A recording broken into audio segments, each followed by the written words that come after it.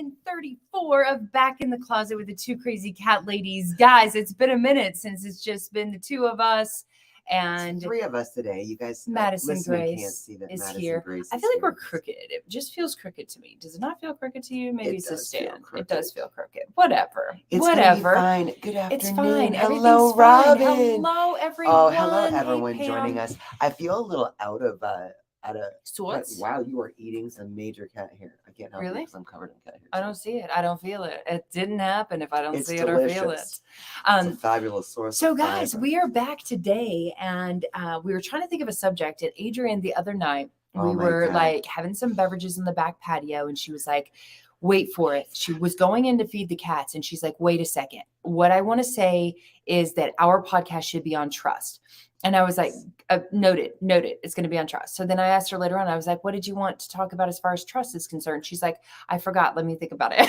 I totally forgot. And then she was like, we were watching a few days later. We were watching a great video. Gary Vaynerchuk is an amazing guy that we follow. And we were watching one of his videos, and he's very like, I guess, business oriented, right? Yeah. Totally business oriented. And he was talking just about, I can't remember the video right now, but it really made me think about how trust is the keystone of really valuable relationships. What's going on with value, including our cats, right? Like, I think somebody said, if I can trust my cats, like, what is that? I don't quite understand the question. And it's not really a question, right? It's, I mean, I guess it is like, who can you trust?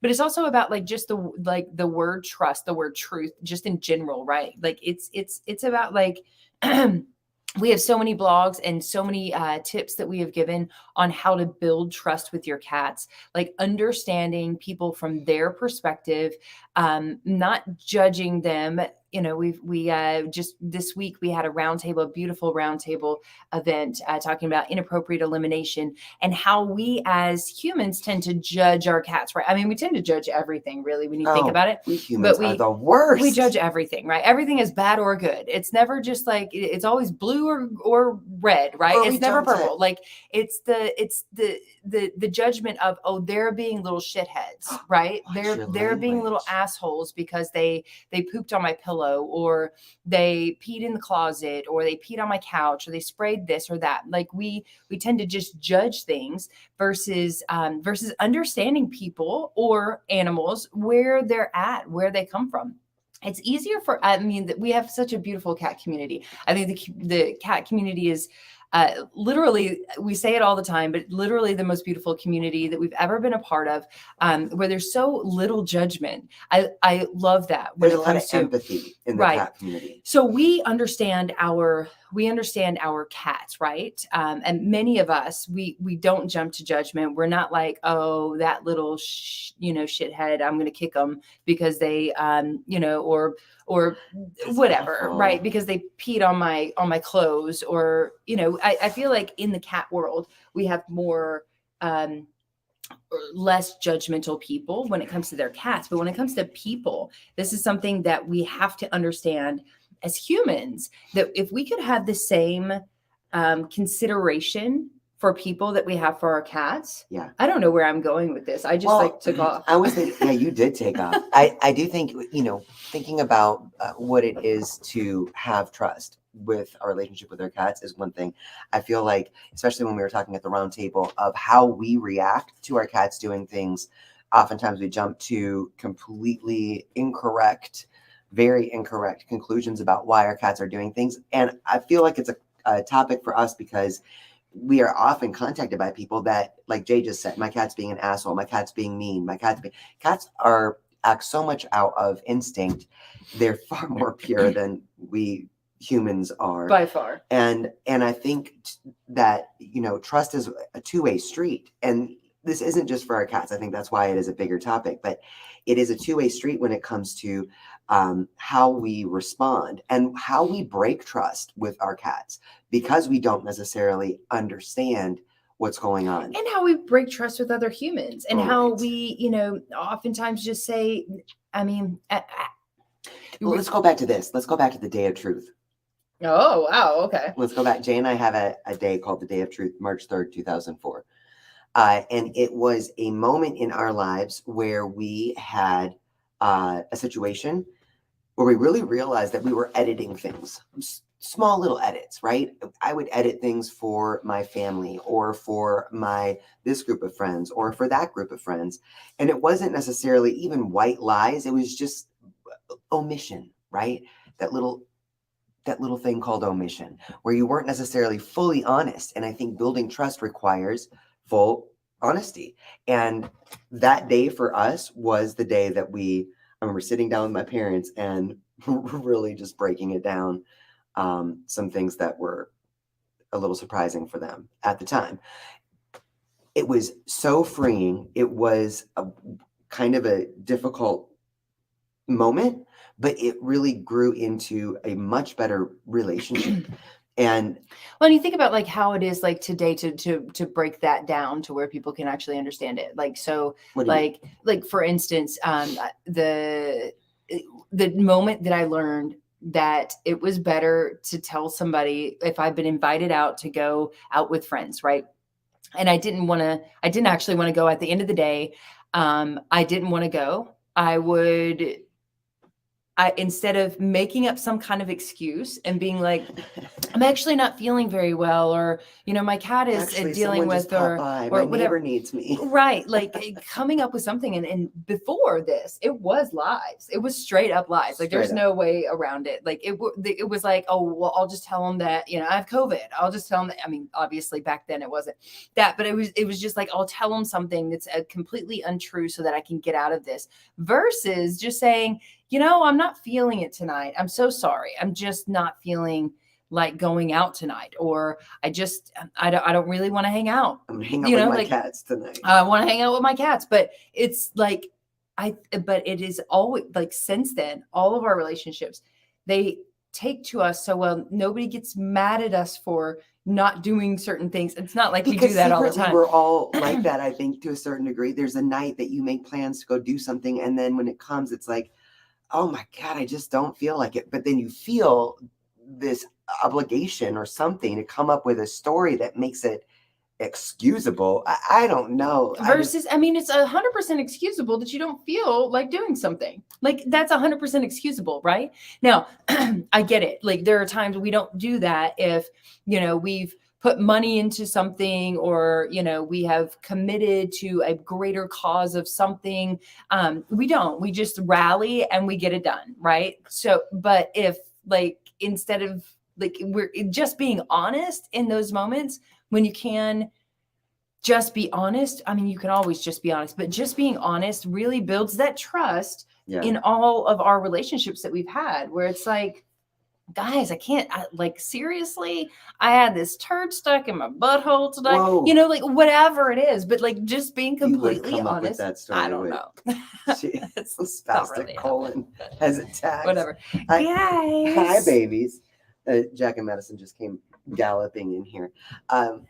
Oh, Jack has the zooms. He's got the zoomies. That get out of control. Yeah. I think it's so important to evaluate this, though. When we were kind of thinking about it, it is really realizing that trust is one of those things that is such a keystone for good relationships. And I feel like it's so easy to see when it comes to our cats, understanding how cats are, understanding that we never want to pick them up unless they want to be picked up, not yelling at them, not doing a lot of those things that kind of freaks them out or breaks their trust, or punishing them for the love of God. And then we wonder why they don't want to come snuggle with us. Building trust with our cats takes us understanding them. Same with people. And I think oftentimes with people, though, we have that excuse of, oh, well, I can't tell somebody this because they're going to be so upset. Realizing that it's still our responsibility to be honest. Let's talk for a second about companies, though, right? So, for instance, recently Mars. This is a big one. Mars purchased Champion Pet Foods. A few years ago, they were considering selling to Purina, right, to Nestle, and then they didn't end up doing that, and everybody was really happy because Champion Pet Foods is Akana and Origin, who have been like world renowned for being the healthiest kibble out there, right? Like they sourced good ingredients. They were always, steadfast in all of these things. And we as pet parents want to say, oh, well, nothing's going to change, right? It's not going to change. But how much do you trust Mars Pet Care? The Mars. The candy bar company. Right. Well, I think Rodney Habib said something about that where he was like, these businesses, these companies have spent over a decade building trust with their consumer, telling them why they're different from Mars and Nestle and Colgate and all the kibble brands that they, and so now it's like, how are you going to say that it's any different? You know, that's a big deal. We were watching another guy. It was also a business podcast where he was talking about how there are 100 choices every quarter, 100 bad things every quarter that a business can do in order to show a profit, right? Or to make the books look like, oh, we're doing good. You can make some very bad, shady decisions that will make it look good on the books. But what does that do for the trust in your brand, right? What's the trickle down of that? Right. It's damaging real relationships. Right. And Champion Pet Foods came out just glorifying Mars Pet Care and how they put so much effort into whatever. And if you guys like believe the media and you watch the commercials, you probably also think, oh, this is probably a really good company. Great. Good for them. But if you do any kind of research and into the sourcing of the ingredients or what they're doing, right? What they're doing is they're buying up all their competition so that they can profit from it, right? And it's a sad thing. So it's like trying to figure out who to trust, especially when it comes to our cats and the resources that we give our cats, their litter, their food, like the supplements that you give them, like trying to find out who you can trust it can be a difficult thing. I love this question. For those of you listening, this is a great question from Audrey, watching the podcast live. A candy company makes pet food. Is that normal? Unfortunately, it is very normal. Yes. So the most Nestle, common. Yes, Nestle, and Mars own. In fact, Mars owns the majority of the vet clinics across America. They own all of Banfield pet clinics. They own the VAC or the VCA. Is it VCA? I can't remember. Vet clinics. They're purchasing. They're purchasing private practices too. The pet world is hugely profitable, and they see that, and so they're diving in. These multi-billion-dollar companies. Nestle owns Purina. Mars owns all the Royal Canin and Sunside is General Mills, isn't it? Sunside is Colgate. Sorry, you can't. Toothpaste. But great reminder for everyone here: go look at who owns fill in the blank, whatever food that you're feeding. Who owns that company? It's a great reminder too when we're talking about vet practices and all of that.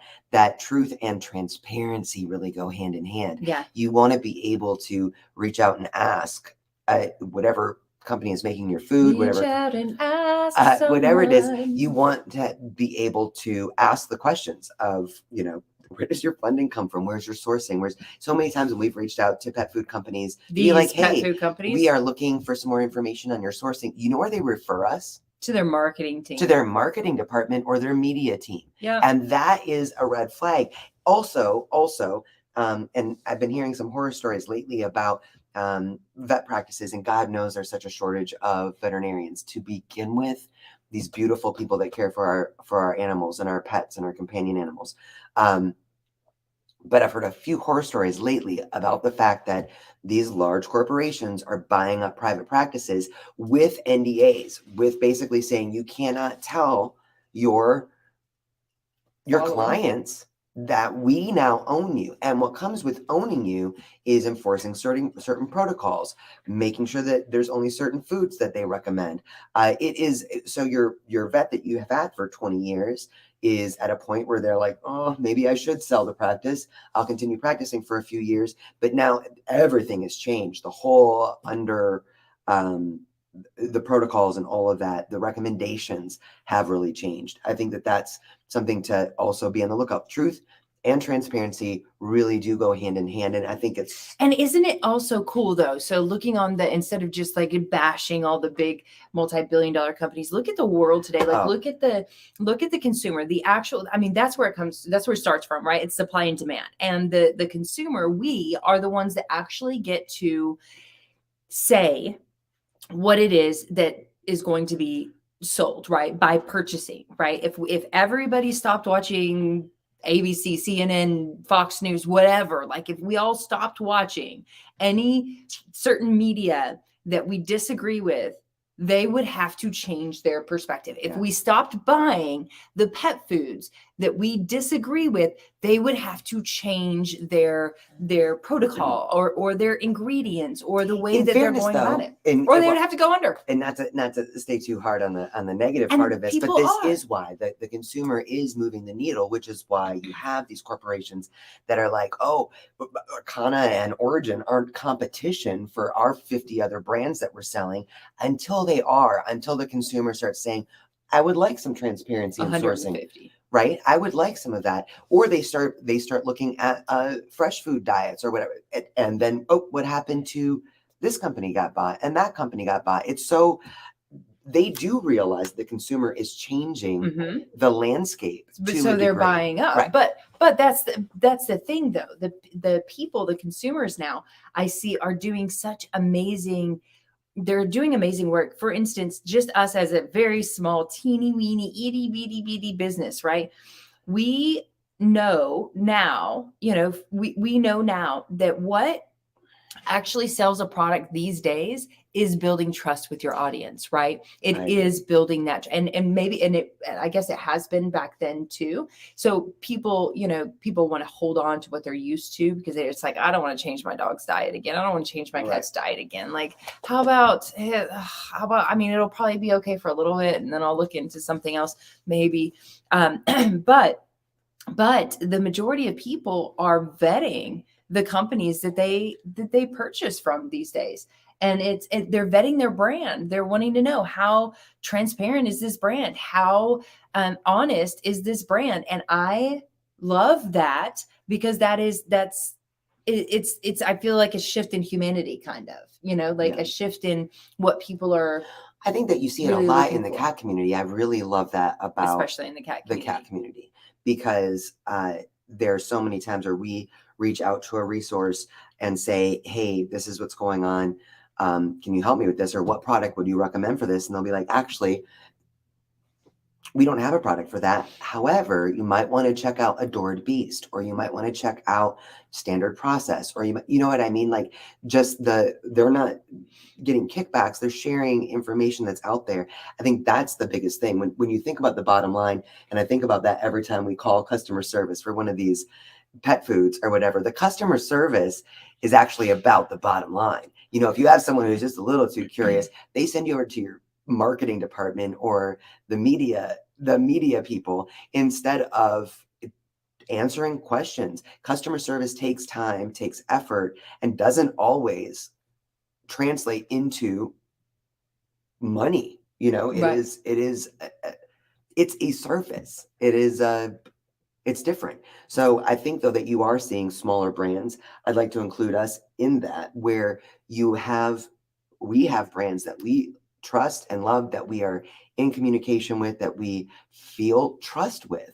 And that is where we will go before going to someone who can't be bothered with a question. Yeah. Yeah.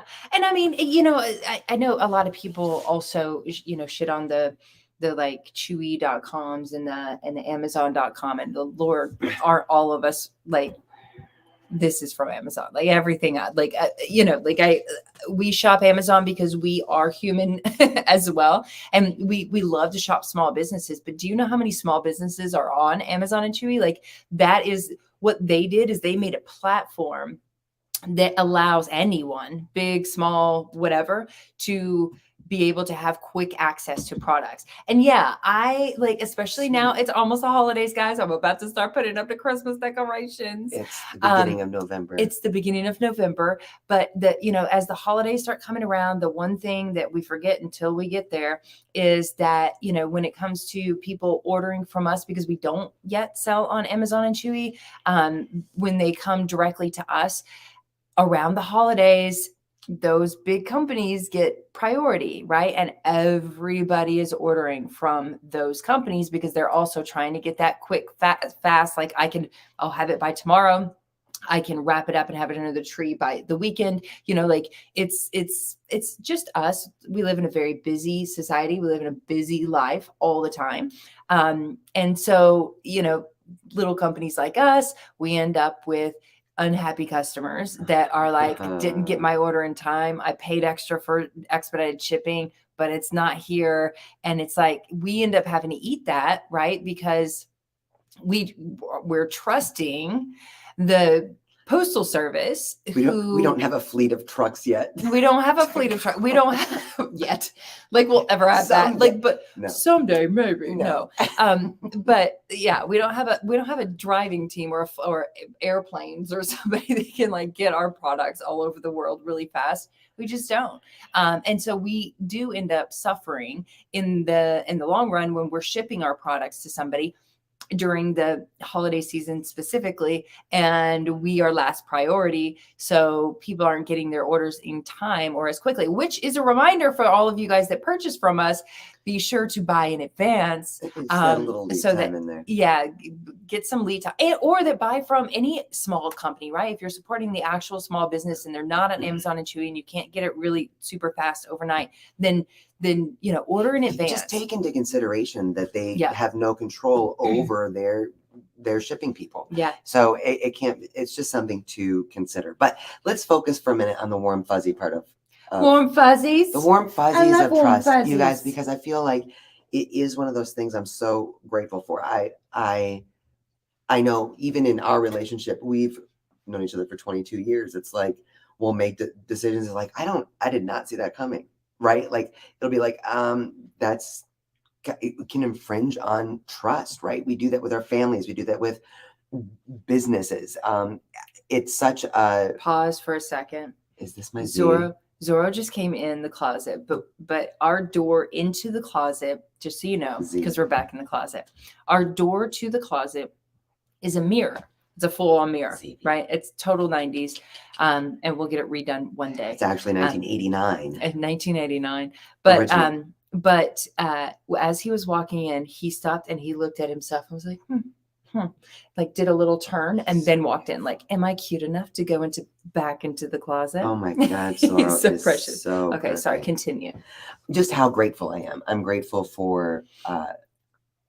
I'm grateful to have relationships where trust is really so, you think about love and trust and all the like warm, fuzzy stuff, but it is such a valuable thing, something that is forefront of mind for us just because we've been going through the redirected aggression with our cats and the marking all over the place. And it's really easy for us to be human about it.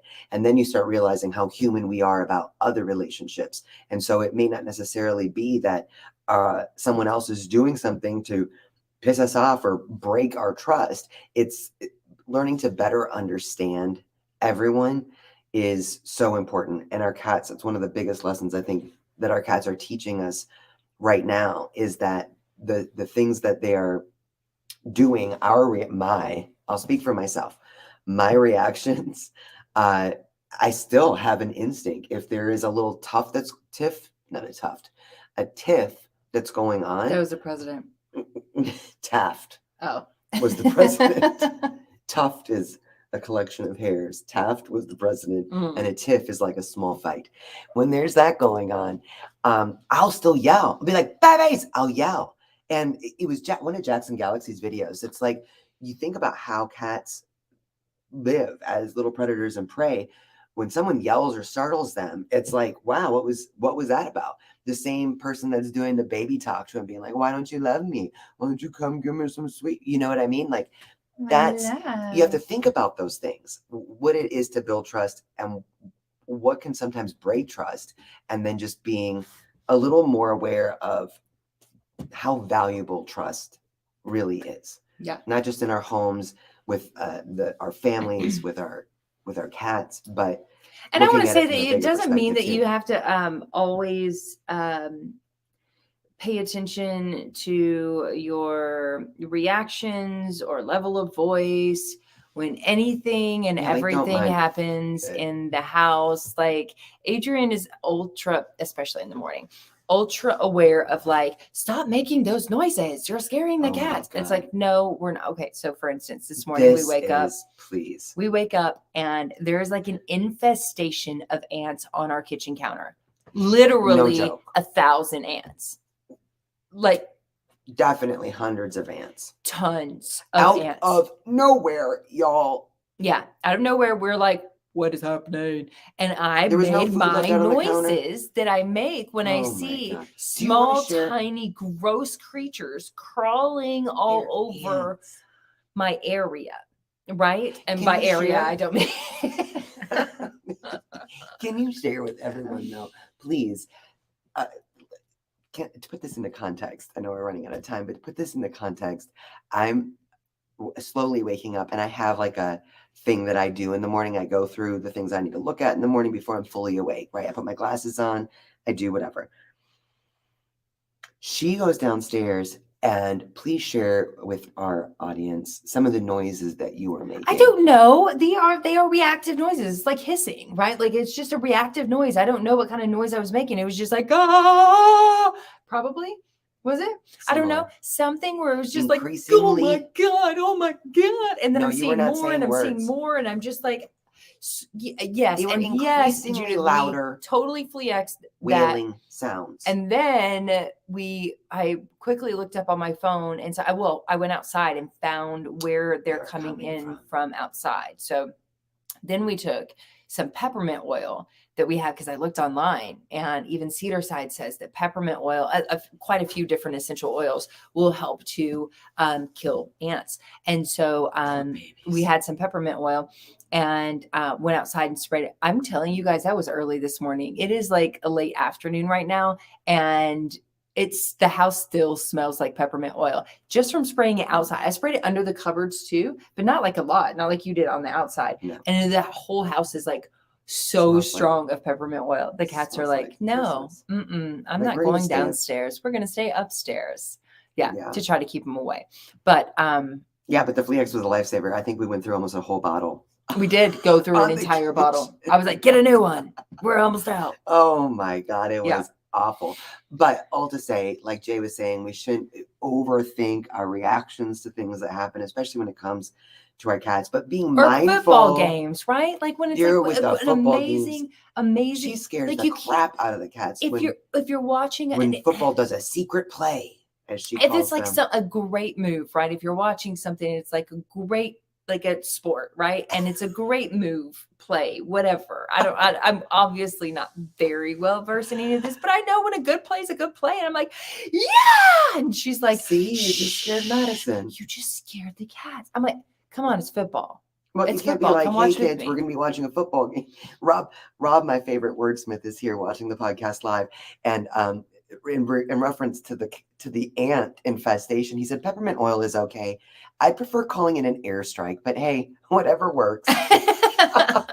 Rob, if Jay had that option this morning, she would have done it before I even got downstairs. In my socks. Oh my God, what a way to wake up before coffee. And then, of course, Jay thinks all the ants are crawling on her. So they were outbursts. I was knocking them off of my hand because I was like trying to clean it up. I was like spraying it with Flex, and then I was trying to clean it up. And then I'm like, they're on my hand. And they're like all over me. And I was like, no. And then I felt like they were all over me until I showered. I was like, oh my God, I just feel like the ants, you guys know, like you see like a roach or two or something, or an ant, or, a small crawling creature. And you're like, now I feel like they're all everywhere. You do it. She had, so a couple weeks ago, Adrienne was sitting outside. This is when it was still warm. Like the winter came so fast, but she was sitting outside. It's 60 degrees. And all of a sudden she like smacks her arm, and then she just rips her shirt off. And I'm like, what are you doing? And she's doing this little dance. She doesn't make noises like me. She just like, because I don't want to scare the cats. We were outside. It's still. Oh my. Anyway, she got stung by a bee on her arm. I did. And the bee, to be fair, I didn't smack my arm. What happened was I heard the poor little bee flying around, and I swear it went into my shirt, and I looked at my shirt, and then I didn't see him, and then a minute later I felt something on my arm, and I went to go look again, so I pulled my shirt out. It was a button down, and I smushed him accidentally in the sleeve of my arm. I didn't hit him. I smushed him by pulling my shirt, and that's why would have been better. Stung me. And yes, I did pull my shirt off and do a strange dance. Yeah, but since then, every time she sees a bee, which for some reason, guys, I need to like reach out and ask you guys on stories or something like why this is happening. Because the other night, literally 32 bees came to our back patio to die. And we don't use pesticides. Peppermint oil, the first nights that we have used, or the first day that we've used peppermint oil outside is today. So we don't use any chemicals whatsoever outside, but they come directly to our patio in a specific area and die. They just literally die. Like one night I went out there and I was like, okay, I see 7 of them suffering. Do I step on them? Like, is it good to do a euthanasia type thing? Is it better? Are they suffering? Like their arms and legs are still moving and they're just like laying on their back and they're dying around all these other ones. What is happening? I don't know. Anyway, every time she sees a bee, she is like, oh, I think it's in my shirt. I think it's in my shirt. Now, you've done that twice in 2 days. You really are exaggerating my reactions. I am not. I turn and I say, do I have a bee in my hood? Is it in my hair? Yes. Yeah. That's it. All right. So yeah, we're going to have to work on that. But you can't trust a bee, can you? Can you trust an ant? You know, I have to say, I feel bad about this because when we're outside and we love sitting out in our backyard, when we're outside and we see ants randomly, even though they're little biters, I try not to step on them. This morning was just don't come up in my house. Blood bath. Don't come up in my house. You can stay outside and we will be fine. We'll even put honey and like redirect you if you're getting a little too close and crawling on our shoes and up our pants. Let's go somewhere else. Yeah, we'll redirect you somewhere else. Do your thug absolutely fine. Do your thing. But do not come up in my house. They come up in Jay's kitchen first thing in the morning. On my kitchen counter, where I'm supposed to be feeding my babies. Game over. Game over. All to say, the ants can no longer trust us. So that's going to wrap up episode number 134 of Back in the Closet with the Two Crazy Cat Ladies. Guys, I'm sorry. We're just like, we're shooting the shit today. We don't really have like, we have so many exciting things coming up, you guys. We have so many November's going to be super exciting. We've got some. December's going to be super exciting. January is going to be super exciting. We have a lot of stuff for you guys. December is going to be super exciting. That's what I said. Oh, December is going to be super exciting. January is going to be super exciting. Yeah. All of it's going to be really super exciting. There's a lot of stuff coming up. So stay tuned. If you guys don't follow our podcast, Go ahead and subscribe on YouTube, subscribe on Apple, Spotify, follow us on Facebook. It's going to be a lot of fun. Instagram, TikTok, guys, it's all up there already. If you want to know what's happening in a week, go look at our stories right now. We love you guys so much. Thank you for joining us. Happy Thursday. Thanks for hanging out. Love you guys. Bye, y'all.